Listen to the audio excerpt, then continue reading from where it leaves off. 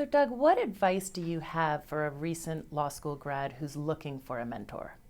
Well, I think, first of all, your question is a really good one, which is, what do you do to get a mentor, essentially, is what you're asking. And I think that there's a threshold question that students need to recognize even before you get to that, which is, what do I need to do in order to find a mentor? And the reason why I say this, and I actually gave a speech on this topic at my undergrad university, is, and really the main theme of that speech is mentors are not given to you, they're really earned. It's really the obligation of the mentee to develop and nurture a mentor-mentee relationship. I think a lot of people who don't have mentors yet think, oh, well, I'll just ask somebody to be a mentor. It really doesn't work that way. You have to, and this is a challenging thing for you to figure out how to do, but it's really important to do throughout all phases of your career. But the mentee really needs to figure out how to develop a relationship with a mentor. And that's important to recognize from the start. Otherwise, you're never going to get a mentor. And you might be thinking, well, why is that? Well, first of all, a mentor has to invest a huge amount of time, usually. Even if it doesn't seem like a lot of time from the mentee's perspective, mentors are often busy and successful, and they're giving part of themselves to you. And to really make it rewarding for you, you want to create and I would even use the word cultivate, a sense from the mentor's perspective of wanting to help you. This just happened with me actually this summer. I was serving as general counsel of a company called Nauto, and we hired a summer associate. And Hastings, who I've worked with before to hire summer associates for my own law firm, found us a really capable student. And she was an exceptional summer associate. And in the course of working with her, I also realized that there were areas that she wasn't strong in. And that wasn't me passing judgment or criticism on her. It was actually no student would be strong, for example, in being able to know how to network with a room full of lawyers. But she so impressed me and everyone on my team that we actually wanted to help her. And our mentor-mentee relationship started with me taking her with me to a big law firm's reception and actually assigning her in front of other people on my team little challenges of, hey, go over there, introduce yourself, and learn something about this lawyer, and let them learn a little bit about you. And believe it or not, I think that's an incredibly intimidating challenge for a student, but it's also a really important skill to develop. And the only way you develop it is through practice.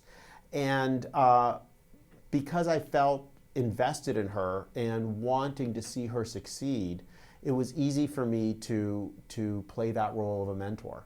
And by bringing her to one event, that led to a couple walks that we would take with each other, where I would share my own thought on her future career search and things that she needed to think about when she's interacting with other people who may hire her. So these next two questions are somewhat related, actually, and related to what you were just saying.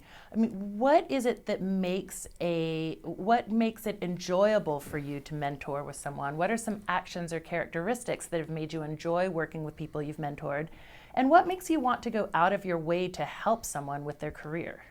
Well, first and foremost, and this is in regards to what makes a mentor-mentee relationship gratifying for the mentor, goes back to my prior answer, which is it really is important for the mentor to feel invested. I was recently at a very exclusive conference for entrepreneurs, and there was a woman there who had just started a venture fund, and she was in her 20s. And within about 30 minutes of meeting me, she said, and learning about my background, she said, well, will you mentor me?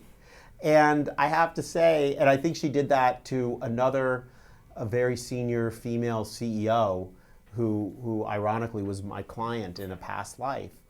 And neither one of us were too enthusiastic about that because we didn't know this person. And essentially, that's the same thing as just going up to a stranger and saying, I'm not doing anything for you, but will you do something for me?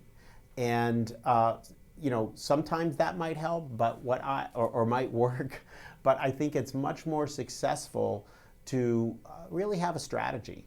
And I'll tell you, like, something analogous to this is the concept of someone giving you their business card. And it's much more common in other countries where you immediately meet somebody before they even know anything about you. They hand you their business card. And I always think, at least for me personally, I with people who I'm working with or meeting for the first time who are potential clients or CEOs or founders, I want to develop a little bit of a rapport before I give them a business card or ask them for anything. So I would say, as a student, start with the first step.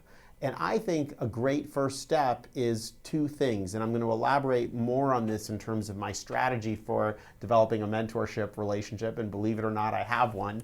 But I think that the two things are, what do you have in common with this person? And a more deeper question, which we'll get into later, is who do you have in common with this person? And this relates to LinkedIn. But I remember when I was a first-year lawyer at my first law firm, there was one partner who I really admired, and he was very intimidating to other lawyers because he was so successful, and quite frankly, it was really hard to engage with him in any conversation. But I did realize that he had a couple interests that I had. One was art. He was very interested in art, and he was very interested in cars. And I was also interested in those two things. And I found myself on a business trip with him, sitting next to him on an airplane, my first arbitration that I was attending. And I literally, after not speaking to this man for about anything other than law, turned to him and started to talk about his interest in art. And I found that that really opened him up, and I was able to share my interest. And we actually built a relationship on that, irrespective of our lawyer, partner relationship, but something that we had in common.